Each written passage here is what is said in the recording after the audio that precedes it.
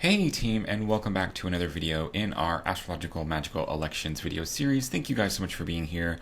And today we are going to cover our magical electional opportunities for astrological talismans that are going to occur from the Pisces Full Moon on September 10th until the Libra New Moon on September 25th. So during this time, we are working with a waning moon phase because we're going from, full to new. And anytime we're working with waning moon phases, it becomes a little bit more difficult to talk about or to construct astrological talismans. Partly because we tend to work so much with Lunar Mansion talismans here on this channel because they tend to be much more widely available to everyone as opposed to like planetary talismans, which will depend very heavily on the quality or condition of any given planet and when the sky is on fire, because all the planets are in, we're going to say, trash positions or placements. You don't have a lot of access to work with there. So that ends up being kind of a closed pathway to you. And then fixed stars are another one which also tend to be a little bit more accessible, but can be, kind of closed off for any number of various reasons. It's like it's a mess, really, with fixed stars. Lunar mansions, on the other hand, tend to be a lot more accessible. The moon goes around the zodiac every month, so you have at least kind of an option to consider a lunar mansion talisman every month, which is why I tend to prefer them. But the trade-off there is that the lunar mansions are very sensitive to the moon phase in a way that fixed stars and planetary talismans really aren't. They're not that sensitive to it. It does affect them to an extent, but you really see it come through as a main priority in lunar mansion talismans. And so when we're taking that into consideration, and also the powers of a waning moon, which are to reduce, to get rid of, it becomes a little bit more difficult to work with them because honestly, a lot of the Lunar Mansion talismans that are fit to be created during waning moon periods are what we would today refer to as like curse or offensive talismans, which isn't really the vibe that I'm trying to get here. That's not really why I'm here. That's not really what I'm here to talk about. But I do see the value in a constructive talisman that is used to clear space or to get rid of things, which is primarily what I try to focus on in this series, in the Magical Election series. There's value to clearing away of things. There's a value of getting rid of things. It's a force of nature, and it's helpful to kind of jump in on that when we have that option.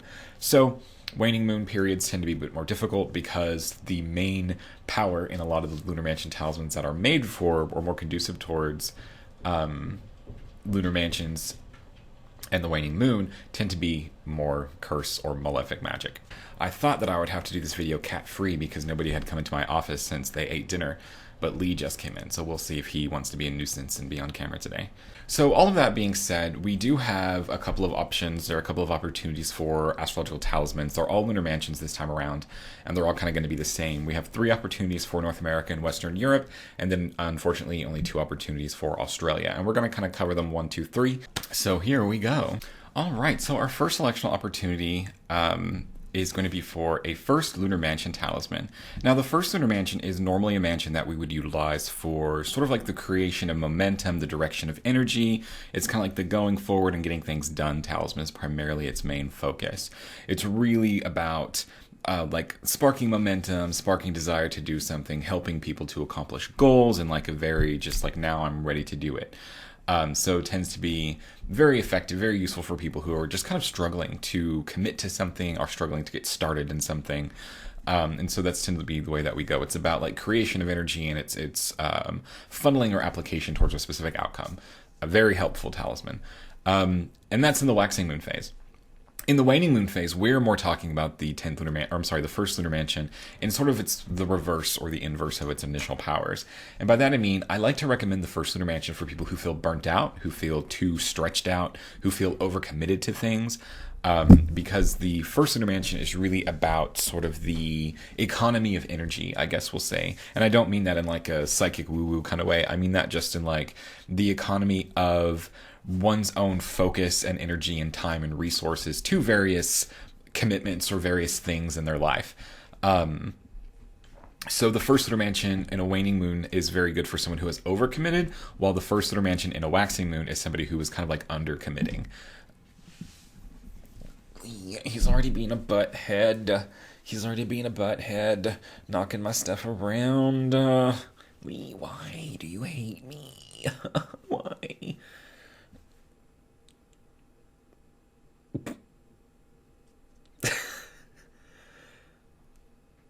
I should just do the whole video like this, right? Just like attached to my cat. He said no. He said I'm not doing that actually. I have to like pet him continuously the entire time. You guys can't see it because he's kind of like slightly off the camera here, but I have to like pet him continuously or he'll just like wreak havoc all over my stuff. So because the first lunar mansion is about kind of energy and its utilization or its expenditure, when we're coupling that with the waxing moon phase, it's the energy being kind of projected outwards towards other things. And then when the moon is waning, it's about that energy kind of returning to us. So it's really useful to help encourage rest periods, or, you know, just to kind of pare back on things that aren't as significant, but we committed to, and help us give us that insight or kind of help things fall away.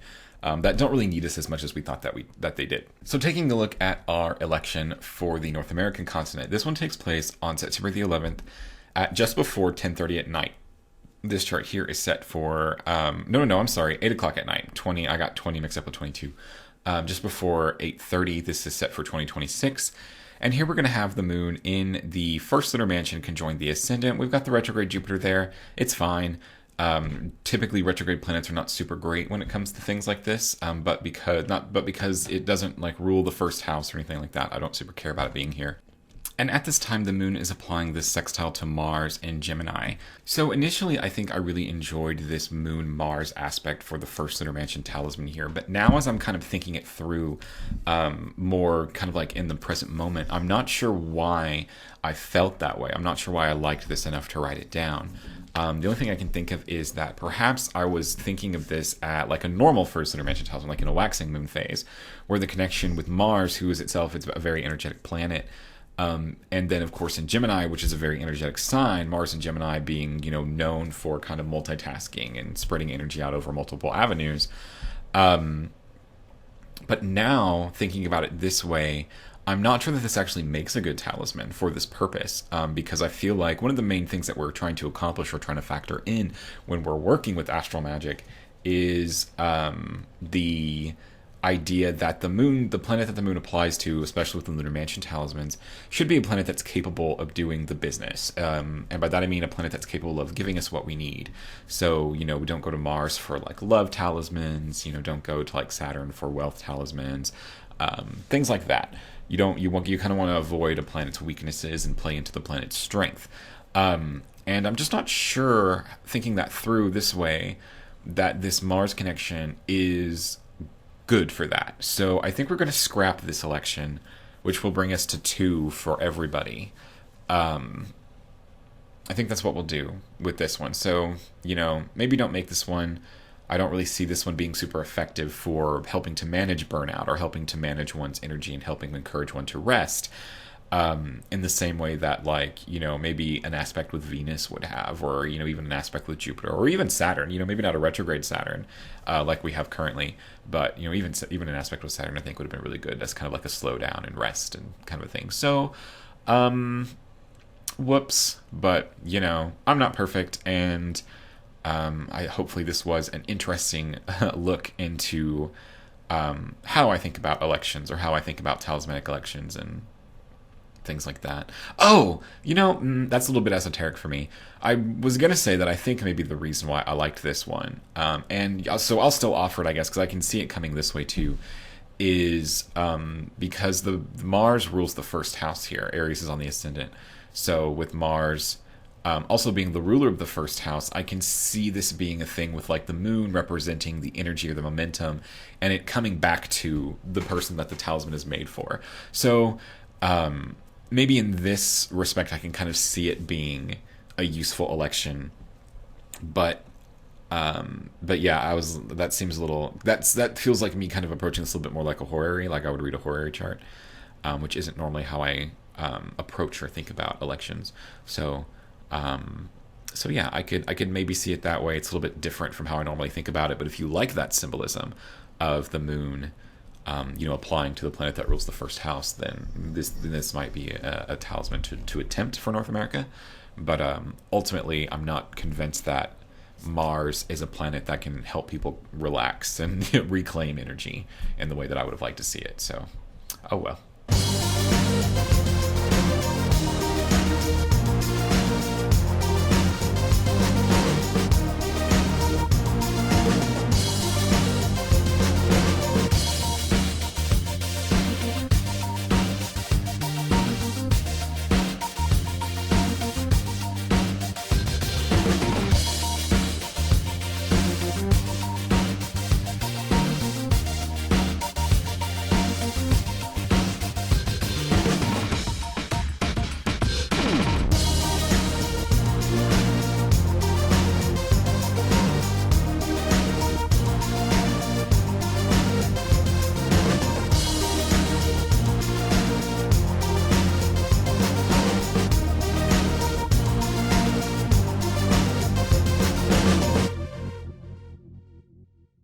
All right, so our unofficial second and more official first election for our video after kind of trashing the previous one, which did not have a planetary contact that I thought all the way through, is going to be for a fourth Lunar Mansion talisman. And so the fourth Lunar Mansion kind of more perfectly encapsulates the more kind of destructive side of the waning moon, of how a lot of the Lunar Mansions kind of think about or utilize waning moon power. It's a lot more destructive, a lot more focused, a lot more funneled. And the fourth Lunar Mansion is one that is traditionally said to remove, I think it's like to remove reptiles from a place. And so we extrapolate that a little bit further to, this is a Lunar Mansion that's good for pest control. So obviously the text of the mansion is that it removes reptiles, specifically. So like snakes, lizards, what have you.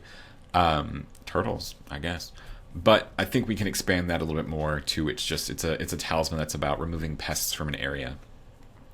So that's what I normally recommend using the fourth Lunar Mansion for.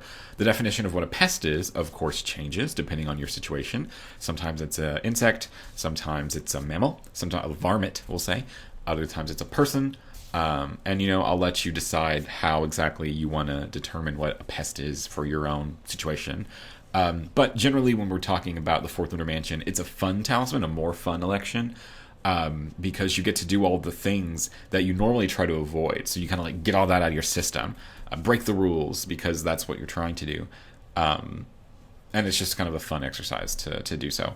But taking a look at our election, this one is for the North American continent, and it takes place on September 14th at just after 4:30. This chart's set for 4:31. And here we have the moon on the midheaven in the fourth Lunar Mansion, very close to the conjunction of that node, which we normally avoid because we normally want good and nice things and productive things and growth. We don't want that with the fourth Lunar Mansion. We want to drive things away. We want discomfort. We want things like that. Like we want things to go away. At this time, the moon is, not just applying this conjunction with this node, but also the square to a retrograde Saturn. So that's generally not good. Squares with Saturn aren't good. Aspects with retrograde planets usually bring setbacks and delays to a talisman. So generally, we want to avoid that. They tend to bring misfortune to a situation. We want misfortune in this situation because we want that varmint out, gone, away. At the same time, we look to the ascendant and its lord. We have 17 degrees Leo rising at this time. And that is almost exactly opposite to Saturn here, opposite that degree in Aquarius. Lee's bothering me again.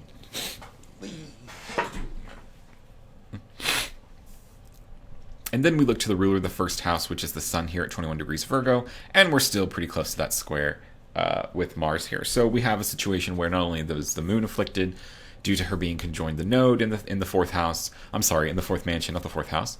At the same time, she is applying that square to Saturn, which we generally want to avoid. And the ascendant is afflicted, which we often avoid, while the ruler of the first house is square Mars. So we have a lot of stuff going on here that we typically want to avoid, but because this is a talisman that is a little bit more negatively focused, it's more about, the eradication of a pest or the removal of a pest or whatever. We get to kind of have fun with it and cause a lot of discomfort. Through those means. So, call yourself your exterminator and slip this talisman somewhere central in your house or wherever you're experiencing your infestation problem, and just watch it run away. The Western European version of this chart is on September 14th at 9:51 is what this chart is set for, so just a little bit before 10 o'clock. And in this chart, we have kind of a similar configuration, except for now we're putting it onto the ascendant, so the moon in the fourth mansion. Still conjoin that node, conjoin the ascendant, still applying that square to Saturn. So we still have that discomfort, except for now it is the ascendant also is square Saturn instead of opposed Saturn like it was in the North American version of this chart.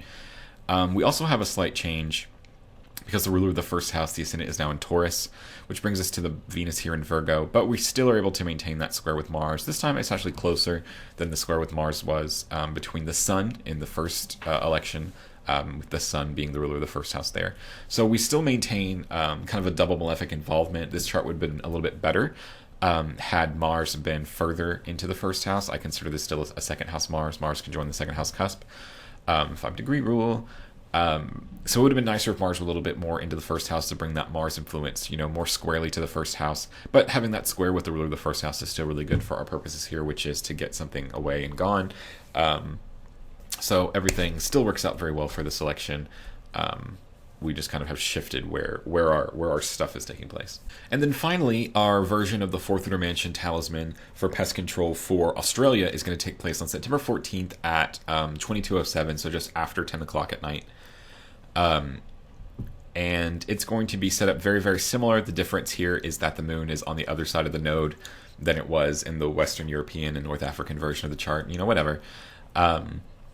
Still, an ascendant in the fourth mansion can join that node, applying to the square of Saturn, who was closely square the ascendant as well.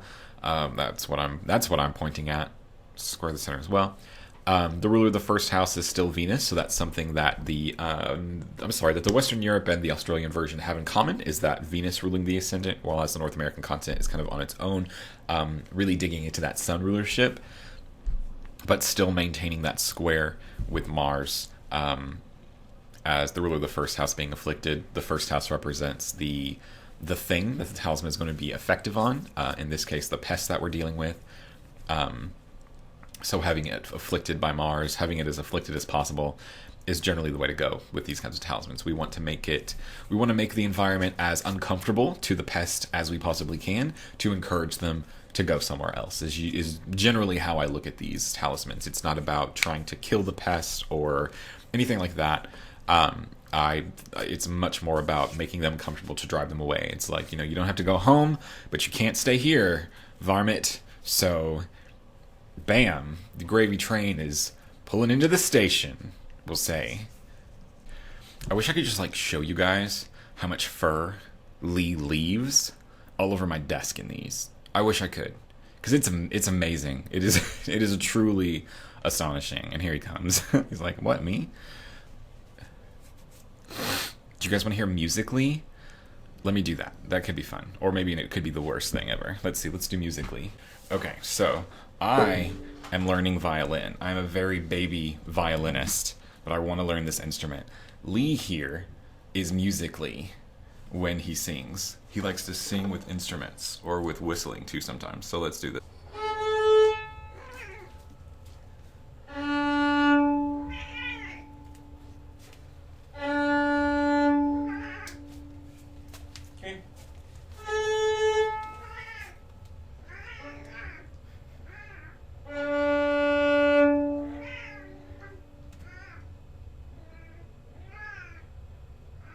And then our final election opportunity is going to be for the ninth Lunar Mansion. And the ninth Lunar Mansion is one that can be used for setting magical or spiritual boundaries. So it can be, and that's usually how we think about it in the waxing moon phase. It's about spiritual protection, setting up walls, things like that. But in the waning moon phase, I like to use it more for banishing, for more sending away, for clearing out. So that tends to be what we're going to focus on here in this election opportunity. And then when the sun comes back around to where the ninth Lunar Mansion, the moon there is waxing, we'll be able to see more of that spiritually protective kind of a thing coming out of it. But for right now, waning moon, banishing, sending back, getting rid of, clearing out is what we're going to run into for this talisman specifically. So for North America, this is going to take place on September 20th at just after 2 in the morning. This chart is set for 2:08. And here we have the moon in the the ninth Lunar Mansion, conjoined the ascendant, and at this time she's applying a sextile to the sun. You guys know how much I like sun-moon sextiles or trines or anything like that when it comes to Lunar Mansion talismans. I think it's very useful, especially with this talisman. I feel like I try to qualify it or make it somehow unique or special for every talisman, for every mansion that it ever happens in. But the sun is a planet that is very useful for cleansing, for exercising, for for spiritual powering like that, for clearing out spiritual energy or negative gunk, or cleaning, or just anything like that at all, sanitizing.